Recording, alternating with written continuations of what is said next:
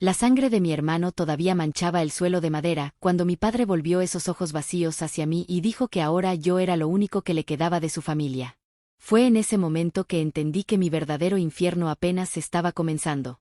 Antes de empezar, quiero saber desde dónde estás viendo esta historia de mi vida.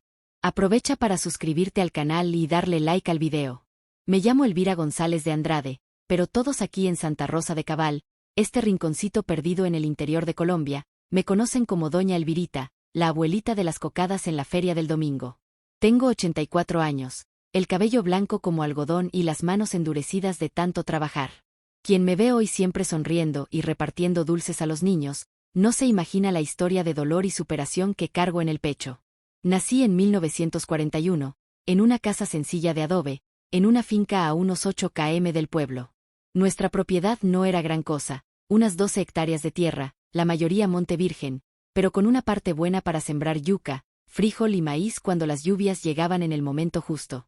También teníamos algunas cabezas de ganado, gallinas correteando por el patio y un burro viejo llamado Torbellino, que alaba la carreta cuando íbamos al pueblo.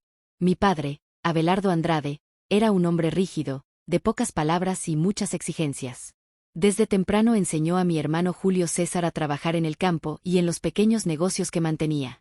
Empezaron con una tiendita en la entrada de la finca, luego una casa de molienda que servía a los vecinos, y finalmente, un depósito de materiales de construcción en el pueblo. Julio César era su orgullo, su reflejo, su continuación en este mundo. Un hombre que no deja un hijo varón para seguir sus pasos es como un árbol sin raíz, no deja marca en el mundo. Eso decía papá cuando tomaba unos tragos de aguardiente después de la cena y se ponía a filosofar sobre la vida. A mí me tocaba ayudar a mamá en las labores de la casa, aprender a cocinar, coser, hacer jabón y dulces. Para que una mujer tenga valor, debe saber cuidar bien un hogar y agradar a su esposo, decía mi madre, Estefanía, siempre con la cabeza baja, aceptando todo lo que venía de mi padre. Julio César era 10 años mayor que yo, un joven apuesto, de sonrisa fácil y ojos rasgados que heredó de nuestra abuela, de quien decían tenía sangre indígena. A diferencia de papá, él era amable conmigo. Me traía caramelos del pueblo, me enseñaba a silbar, contaba historias de espantos que me hacían dormir tapada hasta el cuello en las noches frías. Cuando yo herede todo esto, voy a cuidar de ti, Elvirita. Te construiré una casa bonita para que vivas, con una terraza grande y una cocina llena de ollas. Me prometía. Pero el destino es traicionero y no respeta planes ni promesas. En 1958, cuando yo tenía 17 años y Julio César 27, el sarampión llegó a nuestra región como un vendaval, derribando gente por todas partes. Primero fueron los niños de la escuela, luego los adultos que nunca habían tenido la enfermedad de pequeños. Julio César fue uno de ellos. Al principio era solo fiebre y unas manchas rojas en la cara. No es nada, decía él, tan terco como papá. Se negó a guardar cama. Siguió trabajando en el depósito, agarrando lluvia, durmiendo mal. En 3 días, la fiebre subió tanto que empezó a delirar, llamando a gente que no estaba allí, gritando que tenía fuego en la espalda. Papá finalmente se convenció de llevarlo al pueblo, pero la carretera estaba convertida en un lodazal por las lluvias. El jeep se atascó 2 veces. Cuando por fin llegamos al puesto de salud, el médico solo movió la cabeza. Este ya tiene neumonía encima del sarampión. Haré lo que pueda, pero el caso está feo. 3 días después, Julio César dejó este mundo en un cuarto sofocante, con olor a medicina y sufrimiento. No tuvo fuerzas ni para despedirse bien. Solo apretó mi mano, me miró a los ojos y susurró, «Cuida de mamá, Elvirita». Y se fue, llevándose con él todos los sueños de mi padre. El entierro fue rápido, como todo en el campo. No podía demorarse mucho con ese calor.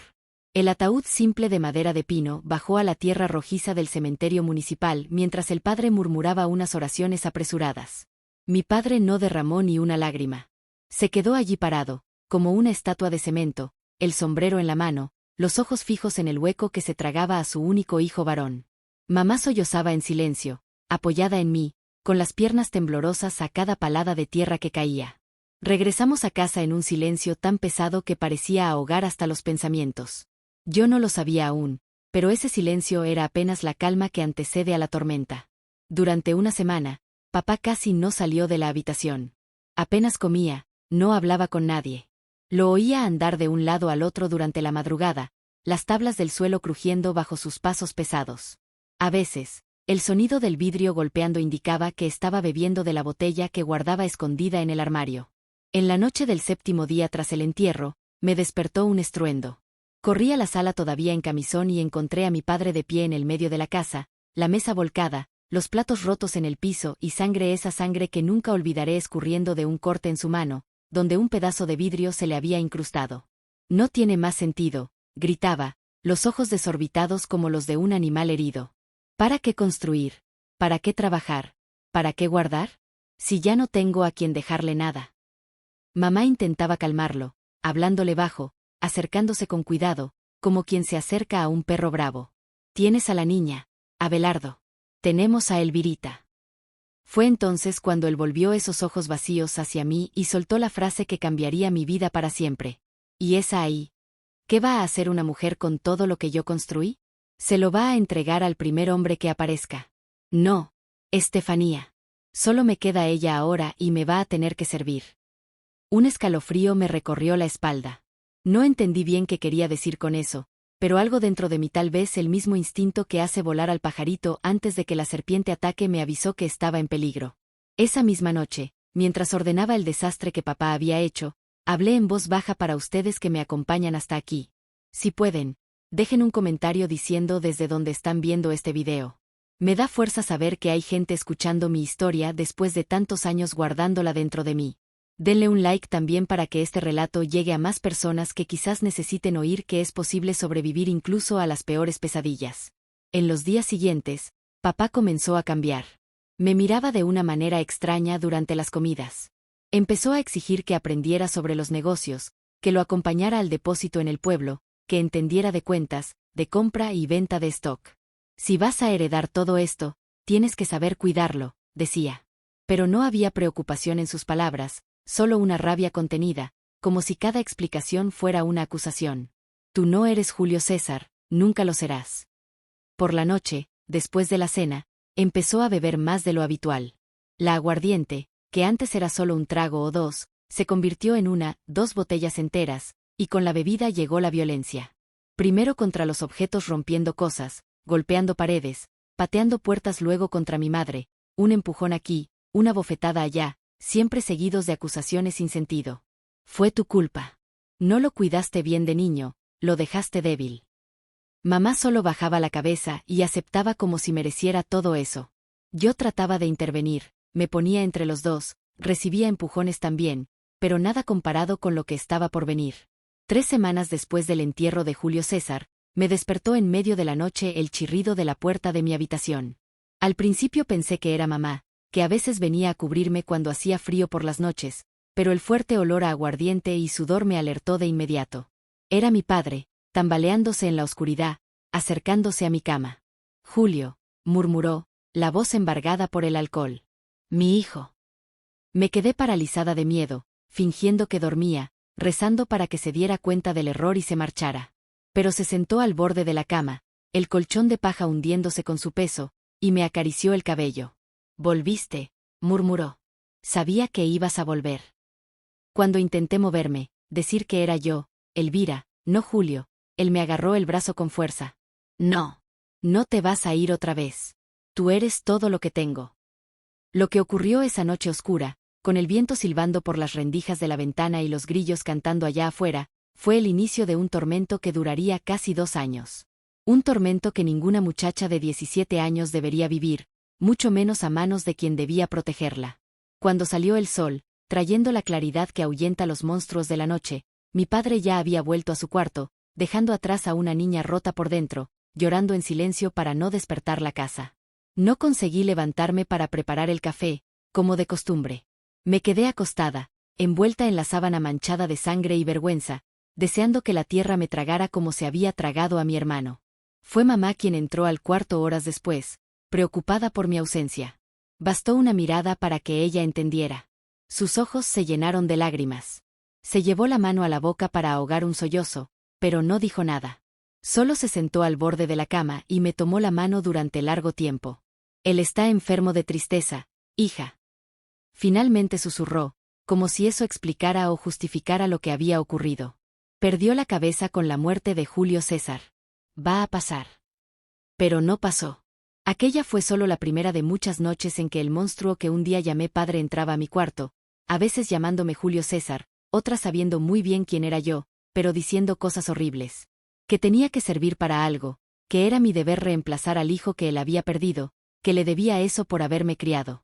Y así comenzó mi tormento, en una casa que antes fue hogar y ahora se había vuelto prisión, con un hombre que el luto y el aguardiente habían transformado en un monstruo, y una madre que, por miedo o impotencia, fingía no ver lo que ocurría bajo su propio techo. El dolor de aquellos días todavía oprime mi pecho cuando lo recuerdo, incluso después de tantos años. Parece que fue ayer, no en 1958, cuando mi vida se dio vuelta por completo con la muerte de Julio César. Los días fueron pasando y papá se fue deteriorando cada vez más, como una fruta que se pudre desde adentro. Al principio, aún disimulaba cuando había gente de fuera. Ponía esa máscara de hombre respetable, padre de familia, desolado por la pérdida del hijo. Los vecinos venían a traer comida, café, palabras de consuelo. El padre aparecía de vez en cuando para rezar el rosario, decir que Dios sabe lo que hace.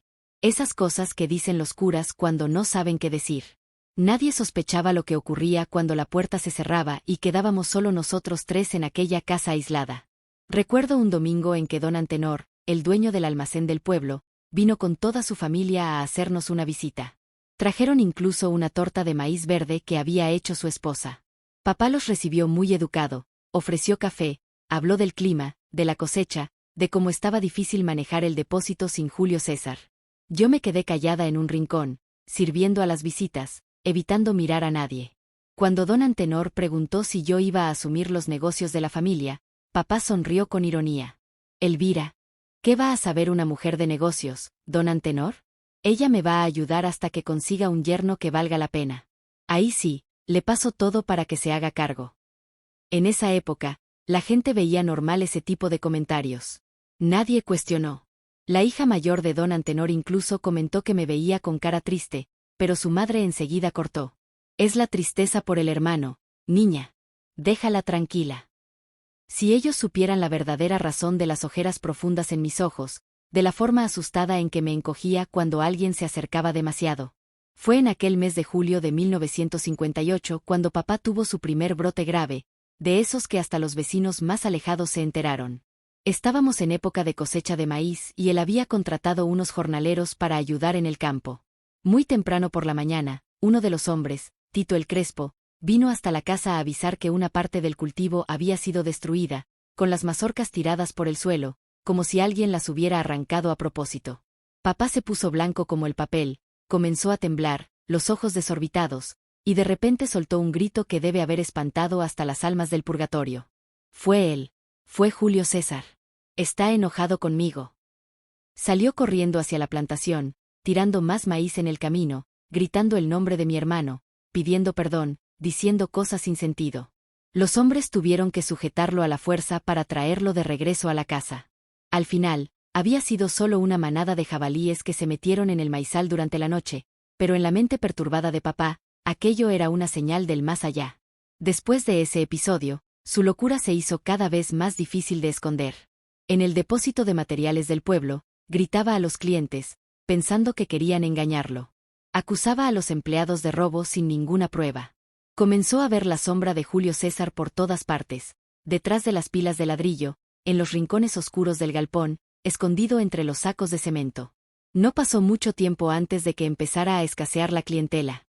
Nadie quería hacer tratos con un hombre que de repente comenzaba a hablar solo, que tiraba la mercancía al piso en ataques de ira, que un día vendía fiado con sonrisas y al siguiente amenazaba al mismo cliente con un machete si venía a cobrarle un vuelto. Fue por esa época que el farmacéutico del pueblo, don Euclides, le recetó un medicamento a papá. Unos comprimidos blancos que venían en un frasquito oscuro con una etiqueta en latín. Es para calmar los nervios, decía él.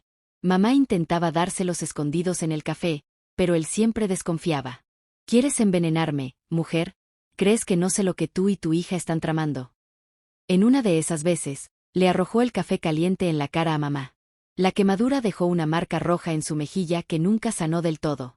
Aún así, ella seguía protegiéndolo, diciéndole a los demás que él no tenía la culpa, que era el dolor por la pérdida lo que le había quitado la razón. Estefanía, ¿por qué no nos vamos de aquí? Le pregunté una noche, bajito, mientras le untábamos manteca de cerdo en la espalda, donde un cinturón le había dejado moretones morados. Podríamos ir a la casa de la tía Genoveva en Pereira. Tú misma dices que siempre nos invita. Mamá solo negó con la cabeza, los ojos bajos, la voz apenas un susurro. ¿Y dejar a tu padre así, enfermo? ¿Qué dirá la gente? No, hija. Un hombre es un hombre. Hay que aguantar. Dios quiso que fuera así. Hizo una pausa, se pasó la mano por el rostro cansado. Además, ¿a dónde iría yo con una hija? Una hija que ya no sirve para casarse. Esas palabras me cortaron más hondo que cualquier latigazo. Mamá sabía lo que ocurría en las noches en que papá entraba a mi cuarto. Lo sabía y no hacía nada. Peor aún, creía que la vergüenza era mía, no de él. En aquella época, una joven que ya no era virgen, no importaba el motivo, era considerada estropeada, usada. ¿Quién iba a querer casarse con ella? Y sin casarse, ¿qué futuro había? Tragué el llanto y el odio que empezaba a crecer dentro de mí. Un odio que no era solo hacia papá, sino también hacia mamá, hacia la vida, hacia Dios, hacia todo y todos los que permitían que eso sucediera. Con el negocio en el pueblo derrumbándose poco a poco, papá empezó a quedarse más tiempo en casa, lo que solo empeoró las cosas. Ya no eran solo las noches lo que yo temía, sino también los días. Cualquier momento en que mamá saliera a buscar agua al pozo, a cortar verduras en la huerta o a tender ropa en el patio, él podía aparecer. Ese olor a aguardiente barato anunciaba su llegada incluso antes de oír sus pasos pesados. «Eres igualita a tu madre cuando era joven», decía a veces con una mirada que me congelaba el alma. «Pero tienes el temple de Julio César. Sí, tienes un pedacito de él en ti. Siempre lo supe». A finales de 1958, descubrí que llevaba un bebé en el vientre. Por casi 2 meses, lo escondí como pude. Usaba ropa suelta, me amarraba fajas apretadas al abdomen, evitaba comer mucho delante de otros para no vomitar después. Pero el cuerpo de una mujer no guarda ese tipo de secreto por mucho tiempo. Fue mamá quien lo notó primero, claro. Me estaba observando mientras me bañaba en el cuartito de atrás, donde teníamos una ducha de lata improvisada. Entró sin golpear, como siempre hacía, y se quedó mirando mi vientre que ya empezaba a mostrar una pequeña prominencia. ¿Desde cuándo?, preguntó con voz seca. Unos 2 meses, creo. Guardó silencio tanto tiempo que pensé que se había convertido en estatua, con la toalla vieja en la mano y los ojos fijos en mi panza. Tu padre no puede saberlo, dijo finalmente, más para sí misma que para mí. Nos va a matar. Va a matarnos a los 3. Fue la primera vez que vi a mamá admitir abiertamente que papá era peligroso, que podía hacer algo peor de lo que ya había hecho. ¿Y qué vamos a hacer?, pregunté con voz temblorosa, cubriéndome instintivamente el vientre con las manos. Hay una mujer en el barrio de los pescadores, la vieja Janaína. Ella resuelve ese tipo de problema. Mi sangre se heló en las venas. Había oído historias sobre la vieja Janaína. Mujeres que iban a verla y volvían cargadas, sangrando. Algunas nunca más podían tener hijos, otras jamás regresaban. No, mamá, no voy a hacer eso. Es mi hijo. ¿Tu hijo? Hija del pecado, eso es lo que es. Fruto de una abominación, gritó, perdiendo el control por primera vez. ¿Quieres criar a un monstruo nacido de eso que ocurre entre tú y tu padre? ¿Quieres que el niño nazca deforme, con cola, con cuernos? Las supersticiones de la época eran fuertes. Se creía que los niños nacidos de relaciones entre familiares cercanos estaban malditos, marcados por el pecado. No lo sé, mamá. Solo sé que no voy a matar a mi hijo antes de que tenga la oportunidad de nacer. La conversación terminó ahí, con mamá saliendo y dando un portazo, y yo llorando sola, mientras el agua fría de la ducha se mezclaba con mis lágrimas calientes. En las semanas siguientes, mamá intentó de todo: infusiones de ruda, de canela, de hoja de aguacate. Me hacía saltar desde un banquito, cargar baldes pesados de agua, todo con la esperanza de deshacer esa gravidez. Nada funcionó. Por increíble que parezca, papá no notó nada.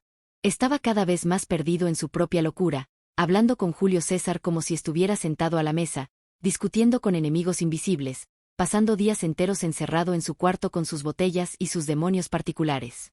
Fue en la víspera de Navidad de 1958 que todo explotó. Papá había ido al pueblo y volvió más borracho de lo habitual, trayendo un paquete bajo el brazo. Llamó a todos a la sala, incluso a los 2 empleados que aún quedaban en la finca. El viejo José el Cojo, que cuidaba el ganado, y Nena, que ayudaba a mamá en la casa. Hoy es un día especial, anunció tambaleándose, con la voz arrastrada por el alcohol. Hoy, mi hijo Julio César va a recibir un regalo. Abrió el paquete y sacó un par de botas nuevas de cuero, de esas caras que solo usan los hacendados. Botas que jamás servirían para los pies de un muerto enterrado hacía meses. ¿Dónde está? ¿Dónde está mi hijo? Papá empezó a gritar, mirando alrededor como si esperara que Julio César apareciera de repente. Sé que está aquí. Puedo olerlo. El viejo José intentó calmarlo, decirle que Julio César había muerto, que era mejor descansar un poco. Papá agarró el farol de queroseno que iluminaba la sala y lo lanzó en dirección al viejo, que por suerte se agachó a tiempo. El farol explotó contra la pared, el fuego se extendió rápidamente por el papel tapiz viejo y seco. En cuestión de minutos, la sala estaba en llamas. Todos salimos corriendo, excepto papá, que seguía gritando el nombre de Julio César, diciendo que iba a salvar a su hijo del fuego. Fue Nena quien corrió de regreso y logró sacar a papá antes de que el techo colapsara. Él salió tosiendo, con la ropa chamuscada y el pelo quemado, pero vivo. No pudimos hacer nada más que observar cómo nuestra casa se convertía en cenizas. El pozo estaba demasiado lejos y aunque hubiéramos tenido suficiente agua, el fuego ya había consumido todo. Perdimos casi todo aquella noche: muebles, ropa, recuerdos, el poco dinero que aún teníamos escondido en una lata enterrada bajo la cama de mis padres. Pasamos el resto de la noche en el granero, acurrucados sobre la paja, cubiertos con los pocos trapos que José logró encontrar. La Navidad más triste de mi vida. A la mañana siguiente, todavía en estado de shock, mirando las ruinas humeantes de lo que había sido nuestro hogar, mamá finalmente tomó una decisión que debió haber tomado mucho tiempo antes. No más, Abelardo, dijo con una voz firme como nunca antes la había escuchado. Necesitas ayuda. Todos la necesitamos. Papá estaba sentado en un tronco de madera, los ojos vacíos, mirando al infinito. Todo el fuego de la rabia de la noche anterior había sido reemplazado por una apatía aterradora. Ni siquiera respondió. Nos vamos a casa de mi hermana en Pereira, continuó mamá. Allá hay médicos de verdad, hay hospital. Te vas a curar, y vamos a comenzar de nuevo. No sé si fue la visión de la casa destruida, el susto de casi morir quemado o simplemente el cansancio de luchar contra sus propios demonios, pero papá simplemente asintió, débil como un niño. 2 días después, íbamos en una camioneta vieja camino a Pereira, dejando atrás los escombros de nuestra vida anterior y la tumba de Julio César, la única cosa que papá insistió en visitar antes de partir. Lo que no sabíamos es que solo estábamos cambiando un infierno por otro. En Pereira, lejos de la tierra donde creció, lejos de la tumba del hijo que tanto amó, papá se pondría aún peor. Y yo, con un vientre que crecía cada día, estaba más vulnerable que nunca. Fue allí, en esa ciudad extraña, en la casa estrecha de la tía Genoveva, donde aprendí que a veces es necesario matar una parte de una misma para poder sobrevivir. Fue allí donde empecé a planear mi venganza. No una venganza de sangre o de fuego, sino algo mucho más devastador. Pereira no fue el paraíso que mamá había prometido. La casa de la tía Genoveva era pequeña, un dúplex en la calle de atrás del mercado, donde el olor a carne seca y cuero curtido entraba por las ventanas junto con el polvo y el bullicio de los vendedores. Éramos 4 personas apretadas en 2 cuartos diminutos. Tía Genoveva en el suyo y nosotros 3 en el otro. Ni siquiera tenía privacidad para llorar sola. Tía Genoveva era lo opuesto a mamá. Viuda desde hacía años, llevaba sola una pequeña tienda de costura y tenía opinión sobre todo. Fue la primera en notar mi vientre, que ya comenzaba a ser difícil de ocultar. Estefanía, ¿esa niña está esperando un hijo o me estoy quedando ciega?, preguntó una tarde mientras yo lavaba los platos en la cocina. El silencio que siguió pesó más que el plomo. Mamá miró al suelo, las manos temblorosas estrujando el delantal. Pues sí, hermana. La desgracia vino completa. ¿Y quién es el padre?, preguntó la tía Genoveva, con los ojos entrecerrados de desconfianza. Otro silencio. Más denso aún. No quiso decirlo, mintió mamá con la voz casi apagada. Uno de los trabajadores del campo, creo. Tía Genoveva me miró con esos ojos que parecían ver a través de las personas. No dijo nada, pero supe que no le creyó. La semana siguiente, sin avisar a nadie, llegó a casa con un hombre de traje negro y un maletín de cuero. Un médico de verdad, no de esos curanderos a los que acudíamos en el interior. El doctor Ulises va a examinar a Abelardo, anunció. Y luego a Elvira. No quiero a nadie enfermo en mi casa. Papá, que pasaba los días sentado en una banca en el patio, hablando solo, apenas reaccionó cuando el médico lo examinó. Respondió algunas preguntas con voz débil, dejó que le tomaran la presión, que le miraran la lengua, que le golpearan las rodillas con ese martillito de goma. Después fue mi turno. Mamá intentó quedarse en el cuarto, pero tía Genoveva fue firme.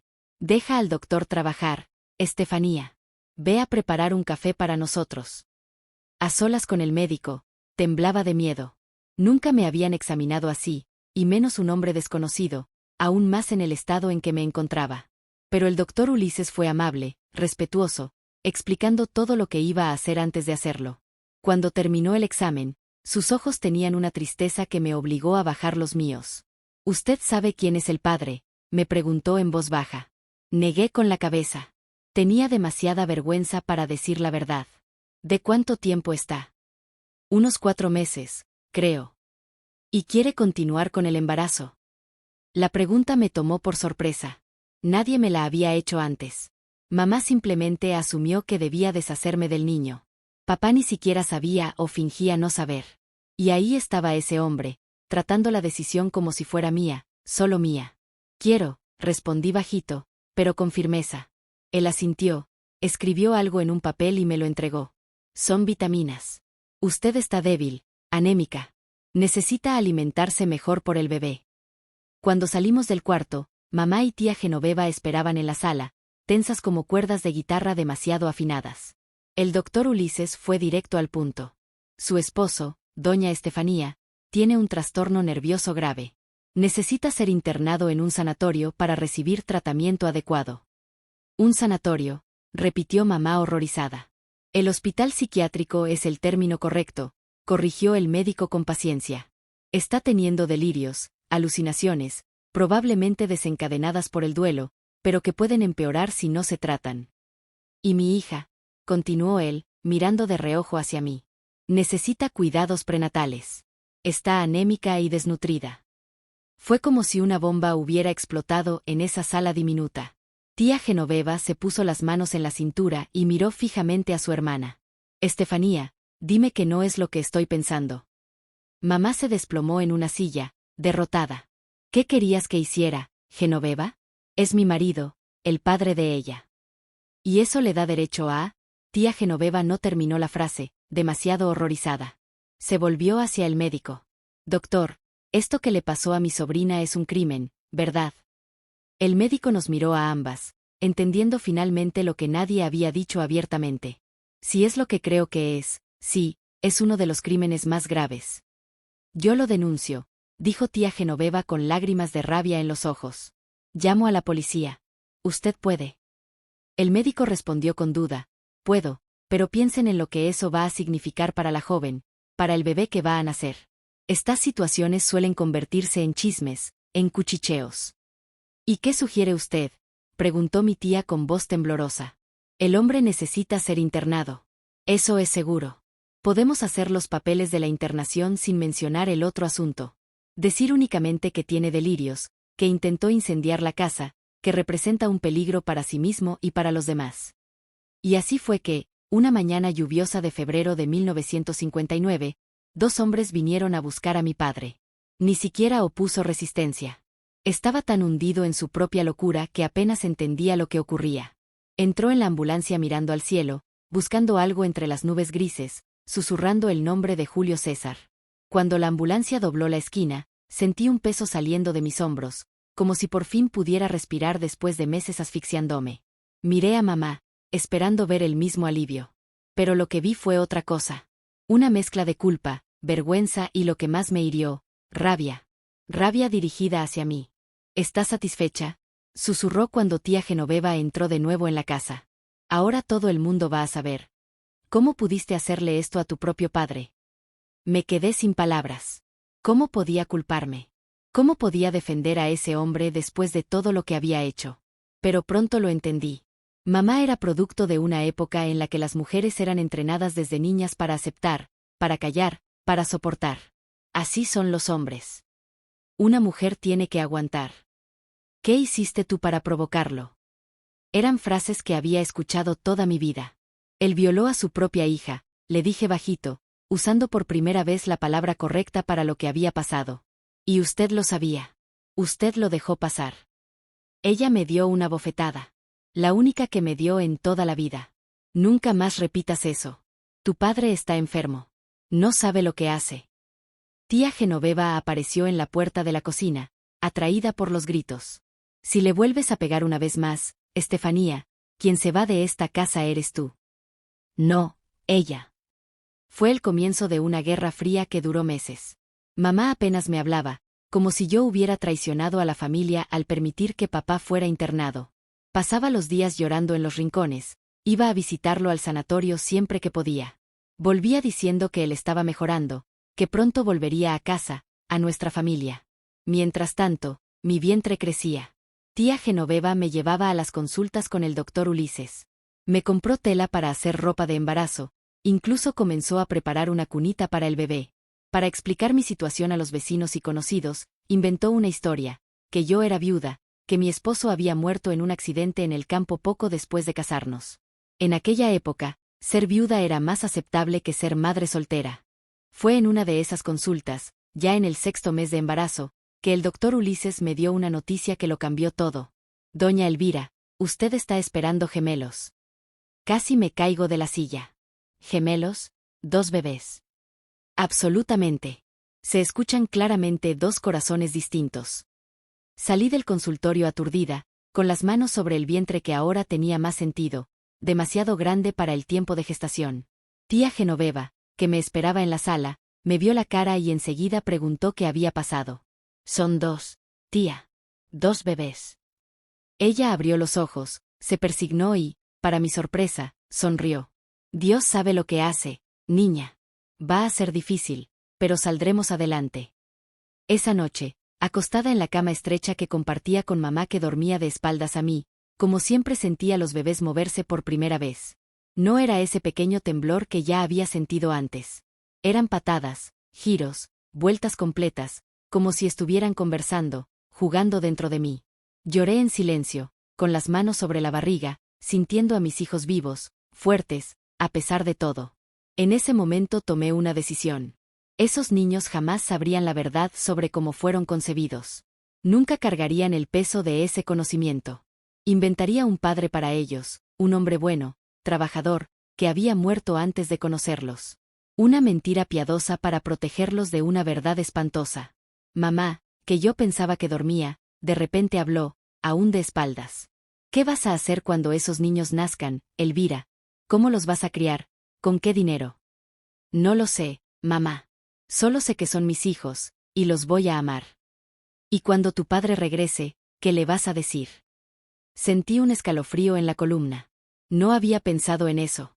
En los últimos meses, casi había conseguido olvidar que papá existía, que algún día podría salir del sanatorio y volver a nuestras vidas. No va a volver, mamá. No a mi vida. Nunca más. Ella finalmente se dio vuelta, los ojos brillando en la oscuridad. Es tu padre, Elvira. Su sangre corre por tus venas, y por las venas de esos niños. No puedes huir de eso. Sus palabras me persiguieron durante los días que siguieron. ¿Y si tenía razón? ¿Y si no se podía huir de la sangre, de la herencia, de la maldición? ¿Y si mis hijos ya venían marcados, condenados a repetir los errores de su abuelo? Fue tía Genoveva quien me salvó de ese pozo oscuro de pensamientos. Tonterías, dijo cuando por fin reuní valor para compartirle mis miedos. Maldiciones de sangre son cuentos de gente ignorante. Lo que hace a una persona es el carácter, las decisiones, no la sangre. Míranos a tu madre y a mí. Mismos padres, misma crianza, y somos tan diferentes como el agua y el aceite.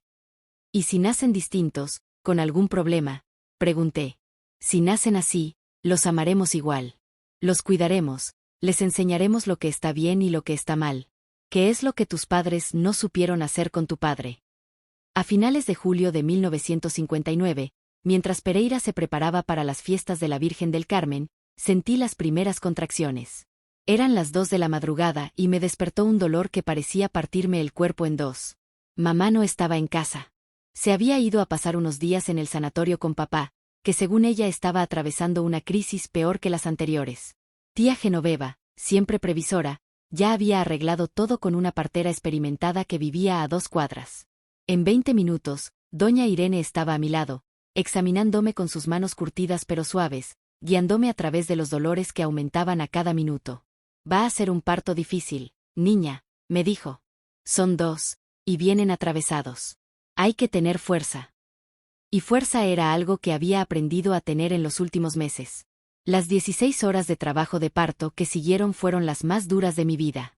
Pero cuando finalmente escuché el llanto del primer bebé, y minutos después el del segundo, supe que todo había valido la pena.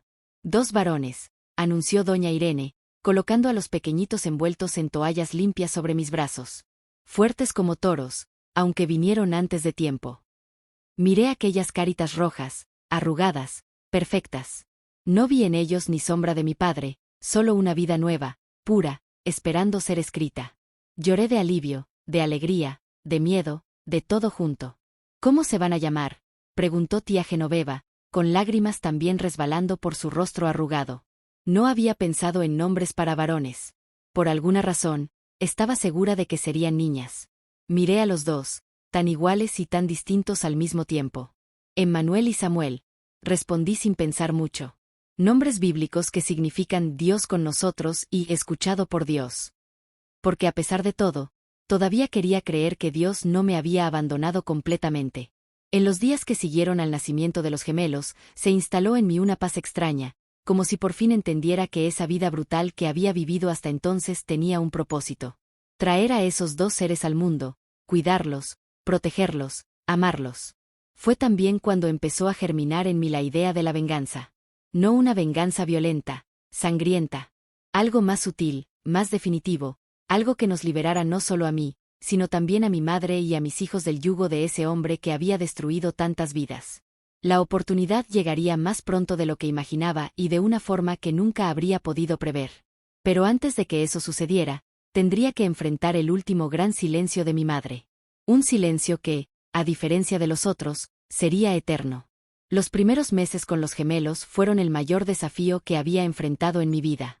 Noches sin dormir, llanto incesante, pañales de tela que había que lavar y hervir todos los días, pezones agrietados de tanto amamantar a 2 bebés hambrientos.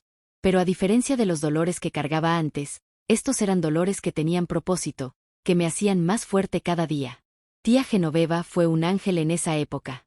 A pesar de su edad avanzada, se levantaba de madrugada para ayudarme con los niños, me enseñaba trucos antiguos para calmar los cólicos, para hacerlos eructar.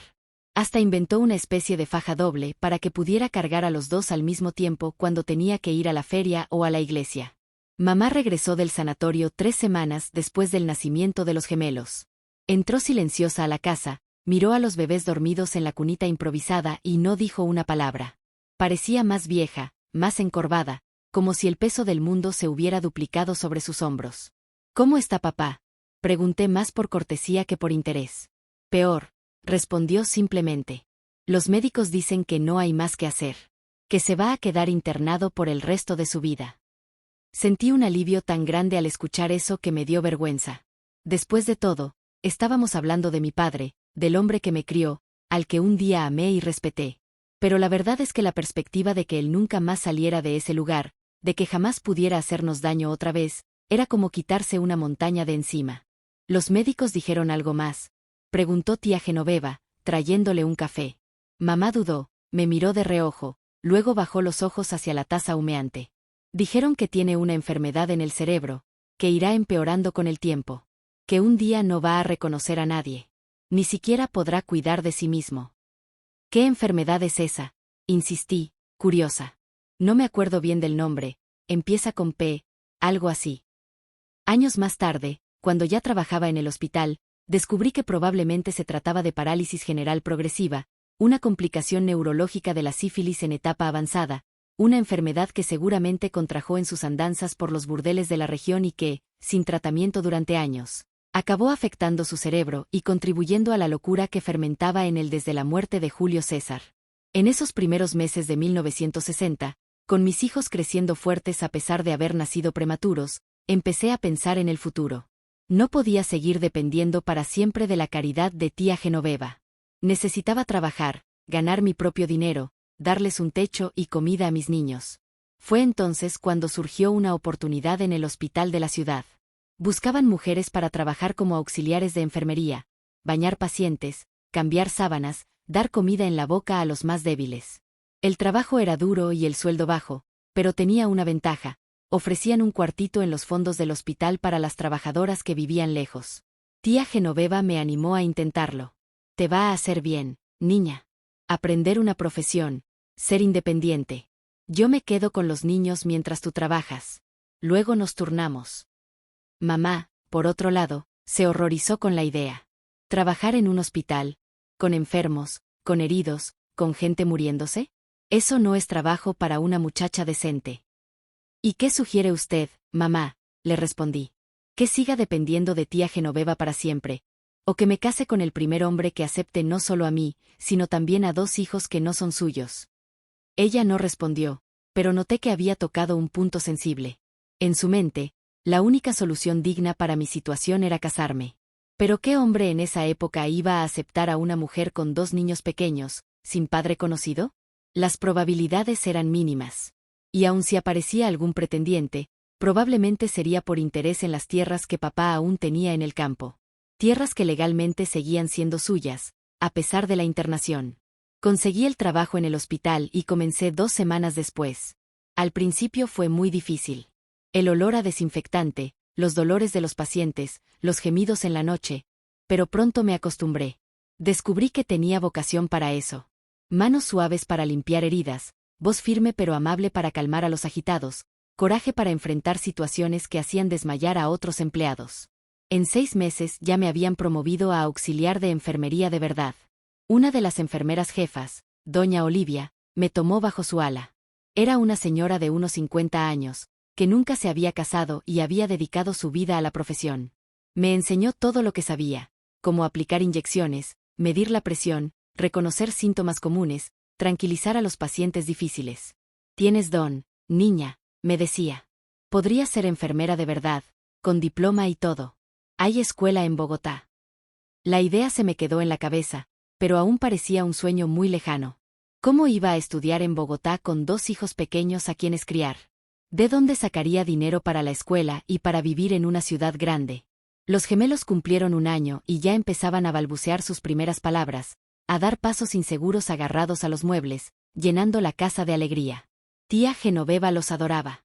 Los llamaba mis nietecitos, les contaba cuentos, les hacía muñequitos de trapo para jugar. Incluso mamá, que al principio apenas los miraba, empezó a encariñarse. La vi una vez acunando a Samuel, cantándole bajito una canción que solía cantarme a mí cuando era pequeña, y sentí un nudo en el pecho. A pesar de todo, ella seguía siendo mi madre. Fue en esa época que conocí a Roberto, un joven farmacéutico que había abierto una pequeña droguería cerca del hospital. Venía a menudo a entregar medicamentos a la enfermería, y comenzamos a conversar. Era un hombre educado, gentil, de buena familia. Pronto empezamos a salir, siempre acompañados, claro, como mandaban las costumbres de la época. Él sabía de mi situación, que era viuda con 2 hijos pequeños, y no parecía importarle. Admiro tu valentía, me dijo una vez mientras caminábamos por el parque después de la misa del domingo. Criar 2 hijos sola, trabajar en el hospital, enfrentar el prejuicio de la gente. No cualquier mujer haría eso. Por un momento me permití soñar. Tal vez él fuera el nuevo comienzo que tanto deseaba. Tal vez podríamos formar una familia. Él, yo, Emmanuel y Samuel. Una familia de verdad, basada en respeto y cariño, no en miedo y abusos. Pero el destino, una vez más, tenía otros planes. Una mañana fría de mayo de 1961, me llamaron con urgencia a la enfermería. Había llegado un nuevo paciente en estado grave. Cuando entré en la sala y vi quién era, la sangre se me heló en las venas. Era mi madre. Pálida como el mármol, los labios azulados, respirando con dificultad. ¿Qué pasó?, le pregunté a la enfermera que la atendía. Parece un problema cardíaco. Su hermana la trajo. Dijo que se desmayó en la cocina de repente. Corrí junto a ella, le tomé la mano fría. Mamá, soy yo, Elvira, ¿me escucha? Abrió los ojos lentamente, me enfocó con dificultad. Elvira, perdóname. ¿Perdonar qué, mamá? No digas nada ahora. Descansa. No necesito decirlo. Apretó mi mano con una fuerza sorprendente para alguien tan debilitada. Tu padre, él no es. No terminó la frase. Los ojos se le fueron hacia atrás, el cuerpo entero se estremeció en una convulsión violenta. Y luego quedó inmóvil. Los médicos intentaron reanimarla, pero fue demasiado tarde. Un infarto fulminante, dijeron después. Rápido. Sin oportunidad de salvarla. Enterramos a mamá en el cementerio de Pereira, en una ceremonia sencilla, solo con la familia más cercana y algunos compañeros del hospital. Tía Genoveva lloró durante horas, inconsolable. Yo no lloré. No porque no la amara, sino porque ya la había llorado en vida. Su muerte fue apenas el final de un largo proceso de despedida que comenzó años atrás, cuando eligió cerrar los ojos ante mi dolor, cuando decidió que mantener el honor familiar era más importante que proteger a su hija. Después del entierro, volvimos a casa en silencio. Esa noche, mientras daba de cenar a Emmanuel y Samuel, recordé las últimas palabras de mamá. Tu padre, él no es. No llegó a completar la frase. Pero esa frase incompleta me taladraba la cabeza. ¿Qué iba a decirme? ¿Que él no era mi padre de verdad? ¿Que yo era adoptada? ¿O que quizás, él tampoco era el padre biológico de mis hijos? La duda me carcomía. Esa misma semana, tía Genoveva me llamó a su habitación. Necesito contarte algo, Elvira. Ahora que tu madre se fue, no puedo llevarme este secreto a la tumba. Me senté en la cama, el corazón latiendo en la garganta. Tu madre, ella te mintió. Tu padre, Abelardo, no era tu verdadero padre. Me tomó varios segundos procesar lo que acababa de oír. ¿Cómo que no? Cuando tu mamá quedó embarazada de ti, Abelardo ya no vivía con ella. Habían peleado. Ella se fue a vivir unos meses con una prima en Manizales. Allí conoció a otro hombre, un estudiante, un muchacho joven. No quiso decir su nombre. Solo sé que él desapareció poco después. ¿Y cuándo volvió? Ya estaba embarazada. Abelardo, por vergüenza, aceptó criarte como suya. Pero siempre supo que no era su hija. Me quedé muda. Toda mi vida había sido marcada por la violencia de un hombre, que ni siquiera era mi padre. Un hombre que me violó, me humilló, me destruyó sin tener siquiera el lazo de sangre que mamá tanto mencionaba como justificación. Tía Genoveva continuó. Tu madre me hizo prometer que nunca te lo diría. Pero yo no podía seguir callando. No después de todo lo que sufriste. Sentí una mezcla de rabia, alivio y tristeza. Rabia por todas las veces que mamá me dijo, es tu padre, tienes que respetarlo. Alivio por saber que mi sangre no venía de ese monstruo. Y tristeza, porque mi vida podría haber sido tan distinta si esa verdad hubiera salido a la luz antes. Esa noche no pude dormir. Miraba a mis hijos dormidos en sus camitas, respirando tranquilos, con esos rostros inocentes que no sabían nada del horror que les dio origen. Y por primera vez, sentí que podía respirar sin culpa. La sangre de Abelardo no corría por mis venas. Y aunque sí corría por las de Emmanuel y Samuel, eso no los definía. Lo que los haría hombres de bien sería la educación que les daría, el amor con que los criaría, los valores que les enseñaría con cada ejemplo. Decidí ese día que ya no viviría con miedo ni vergüenza. Que haría todo lo posible para darles un futuro digno. Y que mi historia no se repetiría. Seguí trabajando en el hospital, estudiando por las noches con la ayuda de doña Olivia, que me prestaba libros y me hacía simulacros de examen. En 1963, logré pasar el examen para entrar a la Escuela Técnica de Enfermería.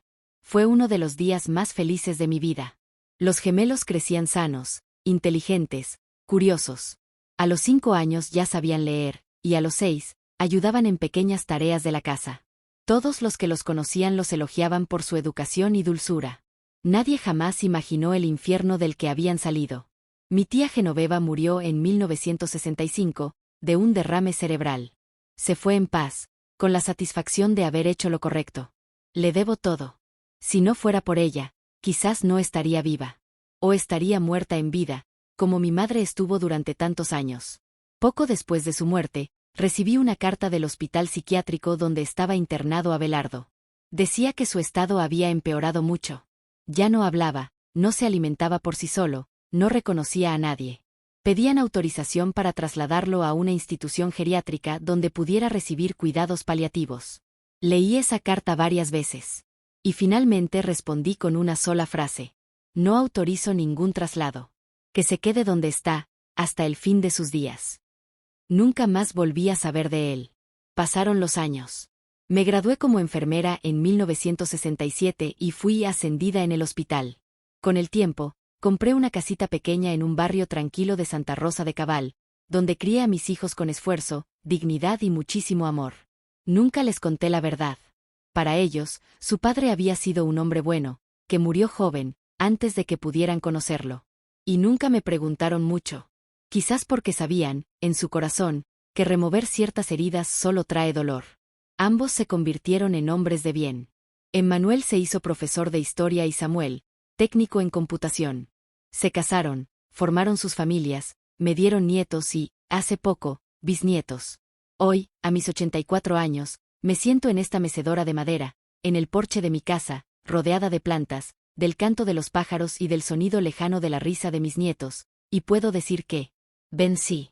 No sin cicatrices. No sin noches oscuras. Pero vencí.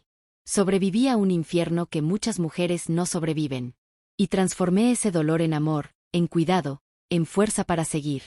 A veces, cuando estoy sola y la tarde cae silenciosa, me permito recordar.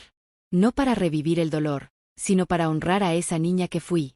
La que un día tuvo miedo de vivir, pero que no se rindió. La que encontró fuerzas donde no había ninguna. Y si estás escuchando esto ahora y pasaste por algo parecido. Si alguna vez pensaste que tu vida no tenía salida. Créeme, sí la tiene. La salida está dentro de ti. En cada decisión que tomas, en cada no que te atreves a decir, en cada mañana que decides levantarte, aunque no tengas fuerzas. Yo soy prueba viva de eso. Y mientras tenga aliento, seguiré contando esta historia, no para causar lástima, sino para que otras mujeres sepan que no están solas. Gracias por escucharme. Y si esta historia tocó tu corazón, te pido solo una cosa. Comparte. Porque nunca sabes quién puede necesitar oír que aún es posible volver a vivir. Ah, mi amor, si esta historia tocó tu corazón de alguna manera, si sentiste que te abrazó, te inspiró o te dio fuerzas, ¿le haces un favor a esta abuelita? Sígueme. Sigue esta página para que sigamos encontrándonos por aquí. Hay muchas historias hermosas, muchas lecciones de vida y mucho amor para compartir. Y mira, compártela también con quien necesite oír que nunca es tarde para volver a empezar. Va a ser una alegría tenerte cerquita. De corazón a corazón.